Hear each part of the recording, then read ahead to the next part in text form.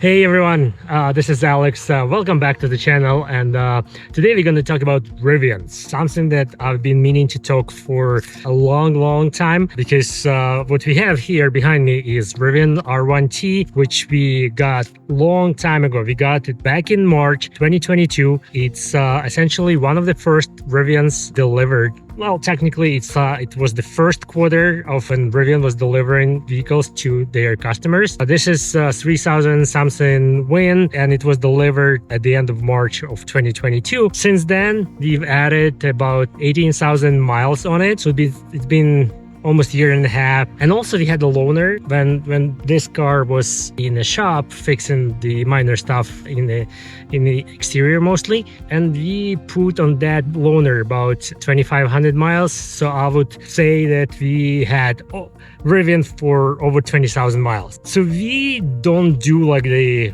off-roady stuff. We don't go on a campsites. We just use Rivian as the normal car, so to speak. We have a big property, so the truck is actually beneficial. We were moving last year, so I rented a U-Haul trailer and I hauled several trips with stuff back in the trailer. Range was obviously not great with that, but Rivian definitely helped. I'm also using it to bring stuff to the property, like haul stuff around the property, and also it's a essentially grocery getter and the commuter car, everything in between, except, like I said, the travel stuff. We also didn't do any long trips like the cross country or stuff like that. I recently did a trip about 300 miles. Funny enough, when I came home, I had almost 40 miles of range left, so this is great. But yes, so I'm gonna talk about the experience of Rivian, having Rivian for this period of time, for driving this many miles, what I like, what I don't like, and hopefully you'll learn something about Rivians. Let's go. And helping me today also is going to be Atlas. Atlas. This is our German Shepherd dog. You can see him on my t-shirt. It's actually not him, but it's just a German Shepherd t-shirt. He helped me change oil in my Cobra the last time I was doing that, and that's the puppy that started it all with us moving last year. So it's a crazy story a little bit. So one thing that I probably should address immediately about Rivian is charging. Since I mentioned that we were not doing any long trips, but I used EVgo, I used Electrify America several times, but mostly we charge the vehicle at home. We have installed a Rivian charger, and we are just charging the vehicle overnight. We use time of use option with Pico, the power provider in Pennsylvania, so which gives us from 12 a.m. to 6 a.m. like the cheapest electricity rate. So that's where we just schedule the vehicle to charge, and that's it. Charging overall is fine. Especially in the beginning of last year, like there were cases where I would come to the Electrify America station and it would say that it's open, but several chargers would be out of order. And sometimes the charger would not start charging the vehicle. There were some other issues here and there, but overall, since, like I mentioned, we mostly charge at home, we don't have any major hiccups. There was an issue with Rivians, which was introduced in one of the updates, where if it's hot outside and in the garage, and the charger plug gets hot, vehicle would stop charging, which was a bummer because you would plug the vehicle in, hoping that it would charge overnight, but it would start charging, overheat, and just turn off in an hour. But Rivian addressed that with update. So now essentially, instead of 11 kilowatt hours of charging that you would usually get, it would lower to 7-8 kilowatt hours and just charging it slower. I hope once the weather gets colder, it actually gets better. So we'll see. Okay, I don't know if I should address that immediately, but maybe I should, because there is a big thing that I don't like about this car is the lack of support for CarPlay and Android Auto. And I know that Rivian is sort of like hesitant to doing it, like because they want to control experience or whatever, but I feel like catching up with Google or Apple with all of their resources for the like entertainment experience or navigation experience. The Rivian system is not there, and I don't know, maybe half of my pain will disappear once they at least introduce support for Apple Music instead of, I don't know, full-scale CarPlay. But I like my other car has CarPlay, and like every time I get into vehicle, I'm like, like, come on, guys, it's like it's not that hard. Like, technically, I'm sure it's not that hard, and there's no licensing fee or whatnot. But it's just that Rivian feels like they're lose control over the experience, and that's why they're not doing that. I don't know. I kind of get it, but at the same time, as an end user, not sure I'm a fan of that decision. So over this year and a half, we also had some issues with Rivians where we had to use the mobile service appointments, except the body panel stuff where I had to take the vehicle to Brooklyn Service Center.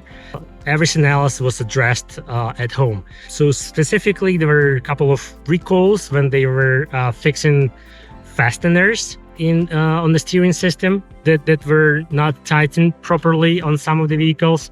So yeah, there was a mobile technician that came and checked that. Our vehicle was not affected by that, but still they checked. The other thing that we had to call the mobile appointment for was the FM radios just stopped working. Like when you turn on the FM mode, just not catch any stations, would be silent. So when I got the mobile appointment guy, he came and he diagnosed that the actual FM module of the radio was, I don't know, not working. So he replaced that. It took probably like maybe half an hour. He took apart like half of the console in the front, but then he was able to swap the module, and everything was fixed. So that was an sort of, I consider, an easy fix, but still that's something that we experienced. I actually have a service appointment scheduled for September with Rivian for some of the issues that they are fixing in the early cars, but I'll get back to that a little bit later. I just want to talk about the car first. Let's go just from front to back, and I'll say what I think about the car in general. So first thing, I want to address this charging port. In one of the videos last year, I said that it's probably going to be the first part to break, but I was wrong. I'm fine admitting that it works fine still. Opening and closing, there was never any liquid in there, so that's one of the things that really works, and I had no issues with it. The front is a magnet for all kinds of insects, which is kind of understandable considering how vertical the front is, but it's something that in the summer especially is like you have to work really hard to get rid of those insects. I wanted to address this thing with the hood. Obviously the whole car is aluminum, and yeah, but the hood, I would say, particularly thin. Atlas, instead of helping me with the video, just stealing some branches and just chewing them, but that's fine. So anyway, when I'm doing like a 65-70 miles per hour on the highway, this hood flaps. I mean, like, look at it. It's just so easy to bend here. I like not permanently bent, but it just at that speed it was just like flapping around. And I know that it has locks here and there, so it's probably not gonna open by accident, but it's still kind of scary to see. So not sure I'm a fan of that. I've never seen that doing in other cars, so I wish Rivian would make it more enforced or maybe a little bit thicker, but it is what it is at this point. Speaking of thicker things, I would say paint here, and I mentioned that in one of the previous videos that the amount of orange peel that I'm seeing is like crazy. And the quarter panel that was repainted after a scratch doesn't have that much, like manual repainting of the panel in the body shop has less of the orange peel than the factory paint that I'm seeing here right now. So yeah, paint is also very thin and scratches very easily. I had some stuff in a truck bed, and I had a tarp over the sides of the bed, and I can see where the tarp actually scratched, like the micro scratches, but still there are plenty of those in the paint, so it scratches very easily. Going back to the hood, I was actually gonna say that the weird issue, and I know it's probably like a first world problem or 1% of the first world problem, but it's like, where do you put groceries in this car when you are shopping? Because what I mean is, when you open the hood, let me open the hood here, it's like, to put bags in here, especially, I don't know, if my wife goes shopping, it's pretty heavy, like, well, it's pretty hard to lift the bags and put them here in the front. Then you have this sort of cool feature with the gear guard, right? But then it's like, it's not really convenient to put a bunch of bags in there, so it's kind of so actually what I wanted to mention, that speaking of hood, what I like how Ford F-150 Lightning did this, when like the whole thing here opens so you have easy access to the hood. That is actually pretty awesome. So combining it, it's not easy to put stuff in the trunk, like you can't put many bags here in the gear tunnel, and then once you start putting things in the truck bed, the bags are starting flapping around, and so that's kind of not very convenient. So I think my wife ended up putting some stuff in the front and then some in the back seat, which is probably not the best decision, but that's the decision you have to make with Rivian. Okay, another thing I wanted to address with Rivian. So like I said, we are at 18,000 miles, and I did a state inspection about a month ago. And the guy who did the inspection, he told me that the tires are probably going to be done soon. He said maybe like 3,000-5,000 miles left. So with 18,000, so another 3 to 5, so 21,000-23,000 miles. Which is kind of expected on a heavy vehicle like this, but still not the best news, because essentially once you factor the tire cost and mounting and balancing, it's essentially $2,000 for 21-inch wheels. So yeah, it's I wish they would last longer. And for 21-inch road wheels, this is essentially the only option available at the moment.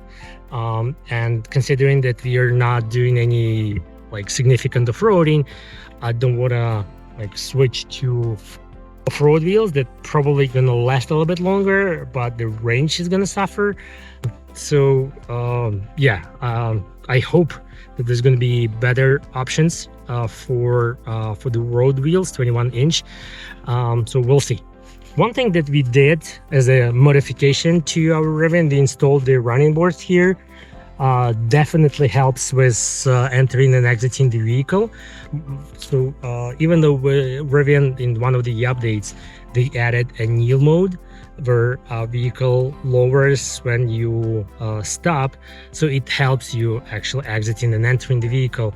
But if you are on the shorter side, vertically challenged, then kneel mode is still might not be enough, especially for my mother-in-law. She came from Ukraine and she's 86 years old, so getting into the high vehicle like that is a bit challenging. And she was super happy when we got the running boards, and now it's much easier to get in the vehicle, in out of the vehicle. Inside, the interior is great. Like I said, CarPlay absence bums me out. Overall, the interior works great. Running boards, gear tunnel turned out not as useful as I think it would, but still, like, I just carry a bunch of stuff for the truck. One thing that I'm kind of proud about is that our gear tunnel still works. Open it almost daily, even though every time I do that, I pray so it just not get stuck. And to prove that, I'll just try and open it right now, hoping that it will not jam for the video, you know. That might happen. Makes scary noises while opening and closing. And like I said, I'm praying that it's just not gonna jam.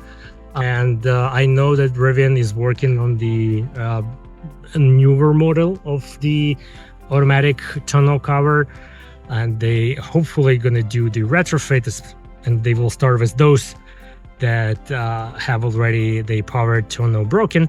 But yeah, so I not gonna lie, I lubed the slides here on both sides several times. Hopefully it helps. I don't know 100%, and I've read on Reddit from people that even those who did loop the slides still would get their tonneau cover stuck. So maybe it's just one of those things that really works on this car. I'm not gonna complain. I like it, so why not?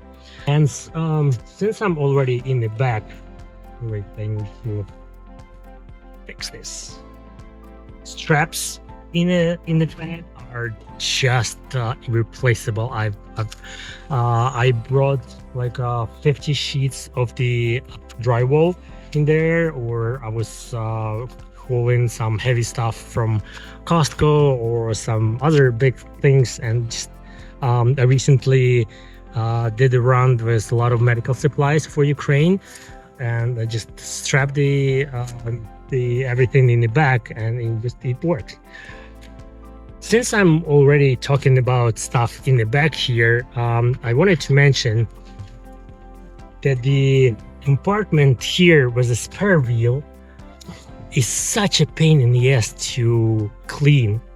One time I went to grab some soil for the property, like a ton and a half.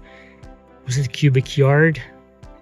Something like that, like hefty yard. Yeah, I remember the guy in the tractor who put the soil in the bed. He said there's a hefty yard in there.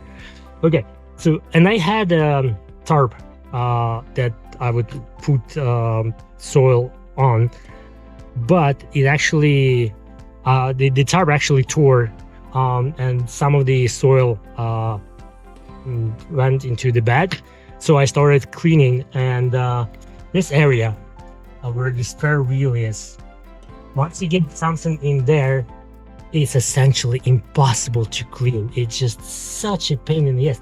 And I don't know, it's like they have to come up with something better for this, because this is painful. Right, when I was cleaning that with the power washer and then the all other tools that I have, it was just very hard. I wanted to talk about Rivian that I noticed, and I noticed it more and more, is a lot of noise in suspension. It was there from the very beginning when we got the car. I would say it gets worse, and I think I know the reason for it, and that's the reason why I'm doing the service appointment in September, which brings me to a point about service.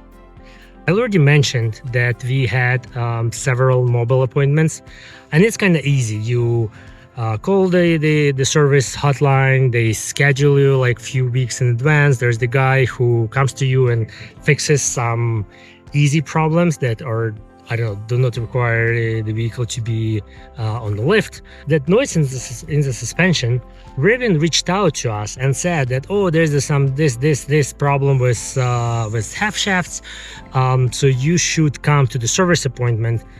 You should come to the service center and we will fix it, no charge, blah blah blah. Great. And that email was in June. So actually, I think email was in May, but I called them in June, and the appointment that they assigned to me was in September, which is kind of okay because there's nothing life-threatening. The car is not immobilized, so I can still use it. Obviously, there are probably more urgent things for other people to fix, so I'm fine with it. And I live in Philly suburbs, a little bit to the west from Philly. The nearest service center at this point, when I'm recording this video, is still in Brooklyn, New York.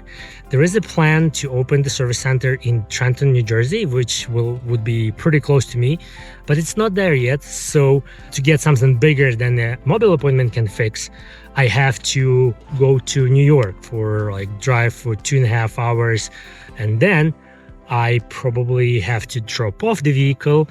And that's where the fun part starts, because you never know what you're gonna get. Well, you can get a loaner, or you can get the credits to Uber, which takes you to Enterprise, and they hook you up with a shitty rental that has 100,000 miles on it, rattles, eats, drinks gas and stuff like that, which is not pleasant. And the worst part is that I called them in July, and I told them, guys, you know that I'm gonna have an appointment in September. Why can't you just reserve a loaner for that particular date if I have to drop off the vehicle? And they're like, oh, we don't know, we cannot do that. I'm not saying they must do it, but to me, as a customer of the premium vehicle, that's not very good experience, because like I said, I've been reading stories from people on Reddit and other forums where they get shitty rentals, and then the vehicle stays in service for a long time, and that's the most frustrating part to me, actually, when someone leaves the vehicle in service in the service center, and then the vehicle stays there for 2 weeks untouched. What the hell? I mean, if you know that you don't have a capacity to service a vehicle, schedule the appointment for that date when you have a capacity. Because I mean, I have to agree to, if it's a rental, a loaner, if it's a loaner, then it's okay. You still get to drive a normal vehicle. But if it's a rental, it's people were talking about cheap Kias and stuff like that, and then you just look at in the application that you look in the application that the vehicle is stuck there for 2 weeks without anyone doing anything to it. Why did I have to drop it off at that particular date? So that's a lot of complaints that I've been reading about service. To be honest, I'm not looking forward to that service appointment, because I don't know how that's gonna go, whether I get a loaner or I get a rental, whether the vehicles get stuck in the service for 3 weeks, 4 weeks, a month. It's never a good experience. So speaking of the service appointment itself, I looked at the work order, and I realized, speaking of interior, I forgot a couple of things that I want to mention here. So the first thing is that this charging pad, which supposedly charges 2 phones, useless, absolutely useless, unless if you have a phone in the cover, in the case, it's just that it never sticks, it never charges, it slides around, useless. So we ended up having the separate charger and the phone holder installed here. The other funny thing about the interior is that if you remember, here, Rivian, turn on the vehicle. And the other thing is kind of funny. So here, there's the speaker, the fancy sort of outdoorsy speaker that Rivian gives everyone. Was at least for now in Launch Edition and other vehicles. I'm not sure if that's going to continue. So you add you pair that speaker with your phone via Bluetooth, and the craziest part is that it constantly connects like to your phone and starts playing music. I don't know why that happens, but I've had it multiple times, and I just ended up removing that Bluetooth device from the list completely.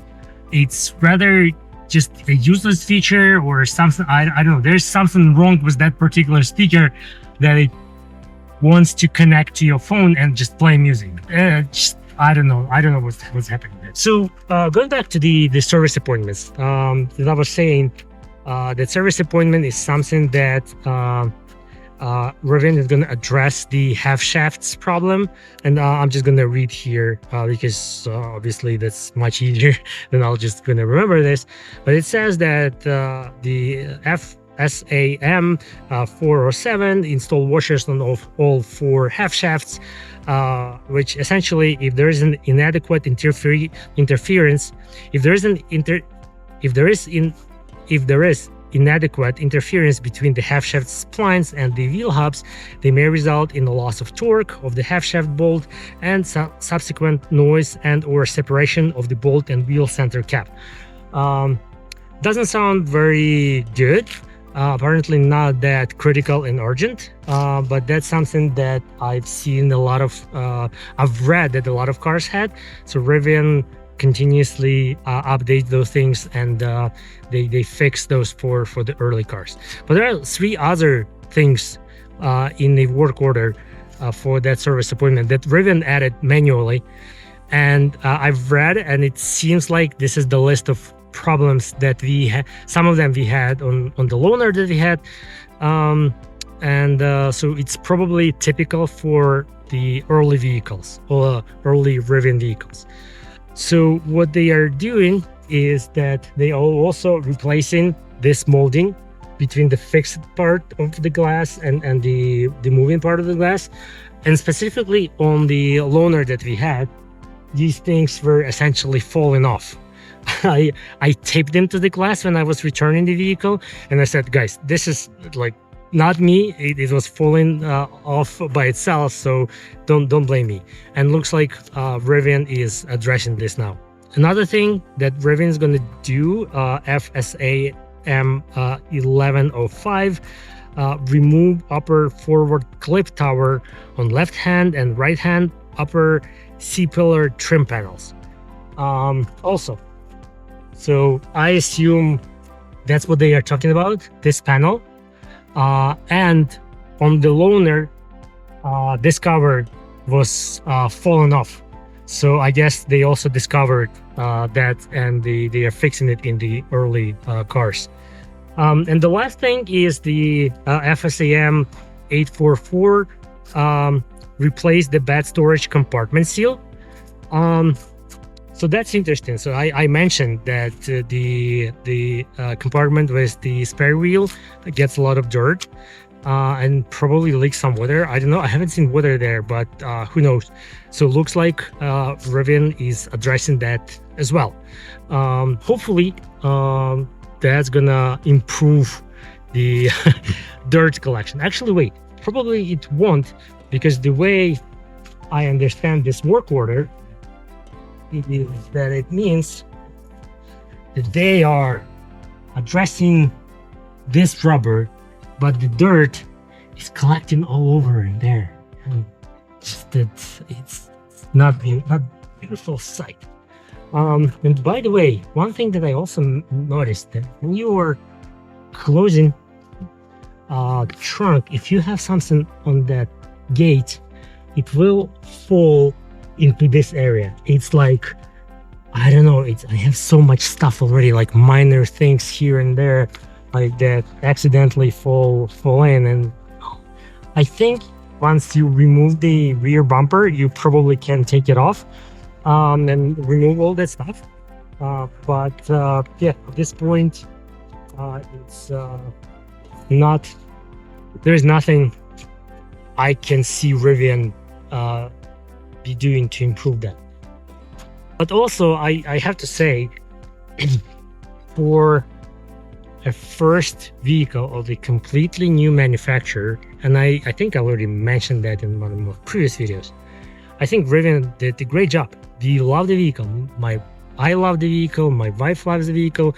Sometimes, and like when I have to go somewhere, I honestly don't know which vehicle to take because all of them are exciting, and Rivian is equally exciting, and it's very cheap to run when you, especially when you're charging it at home. It's works great, whole stuff, spacious, very nice interior, fast. Did I mention it's fast? But it's super fast, and even my wife loves smoking people from the traffic lights because it's just so easy to do. You just push the pedal and boom, you have your 3 seconds to 60. Not gonna lie, we really like the vehicle. There are some things in the vehicle that Rivian is already addressing.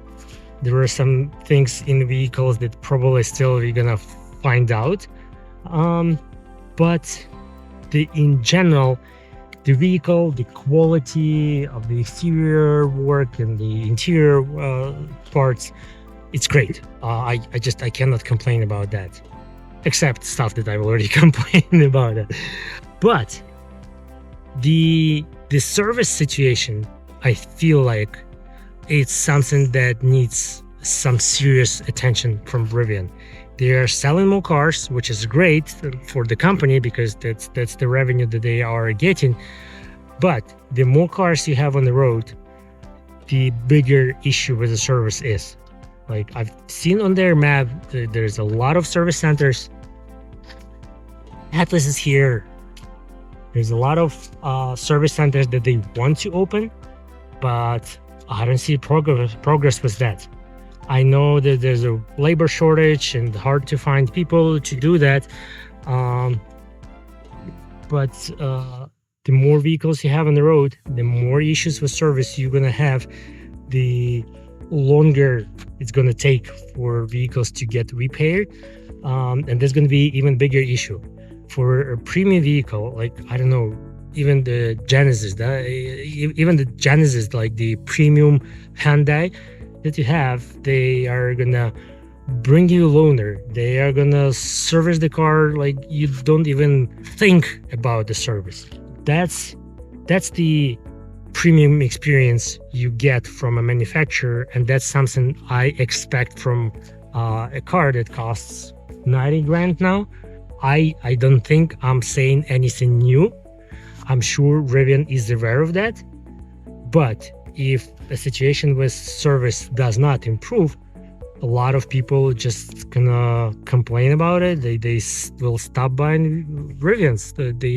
I've seen people on forums saying, I tried to get service, I did not like the experience, so I will not continue be using the Rivian product. That's very disappointing. I really want the company to succeed because I think they are onto something here.